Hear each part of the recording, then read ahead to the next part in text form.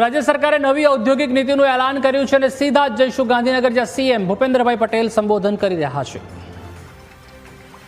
અને પોલિસી એવી બનાવી છે, તમારા બધાના અભિપ્રાયો અંદર તમારી શું માગણીઓ હોય, કેવી રીતની માગણીઓ અત્યાર સુધીના આવી છે, તમારે શું જોઈએ છે, પાવર સેક્ટર પાવરમાં શું જોઈએ છે, વ્યાજમાં શું જોઈએ છે, મૂડી ક્યારે વધારે જોઈએ છે, એ બધું જ એની અંદર સંકલિત કરી અને તમે સિટીમાં કરવા માંગતા હો તો સિટીમાં તમને શું મળી શકે, સિટીની બહાર જાઓ થોડા કે એ એરિયા પણ ડેવલપ થાય. રાજ્ય સરકારને તો એવું જોઈએ કે ભાઈ થોડો એરિયા જ્યાં આગળ હજુ થોડું ડેવલપમેન્ટની આવશ્યકતા છે ત્યાં તમે જઈને કરો તો એ એરિયા પણ ડેવલપ થાય તો ત્યાં આગળ સરકાર તમારી સાથે વધારે ઉભા રહે.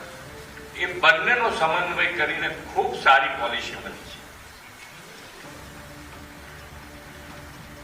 અત્યારે તો આપણા માનનીય વડાપ્રધાન શ્રી ના સફળ સુશાસનના 12 વર્ષ પૂર્ણ થયા છે અને એ 12 વર્ષ માટે આપ સૌ વતી આપણા સૌ વતી એમને ખૂબ ખૂબ અભિનંદન પાઠવું. આ 12 વર્ષ દેશ માટે સામાજિક, આર્થિક અને ઔદ્યોગિક સહિત સર્વાંગી વિકાસની નવી ઊંચાઈઓ સર કરનારો બન્યો છે. ગુજરાતને આદરણીય શ્રી મોદી સાહેબની વિઝનરી લીડરશીપનો લાભ 2.5 દાયકા કરતા પણ વધુ સમયથી મળી રહ્યો છે.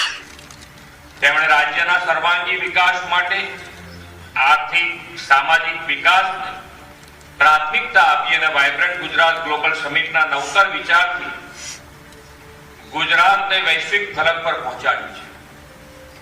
તેમણે રેડ ટેપિઝમને બદલે રેડ કાર્પેટની સંસ્કૃતિ વિકસાવી, રોકાણકારોને સરળતા, પારદર્શિતા અને ઝડપી નિર્ણય પ્રક્રિયા આપીને ગુજરાતને ઉદ્યોગ માટે સૌથી વિશ્વસનીય રાજ્ય બનાવ્યું.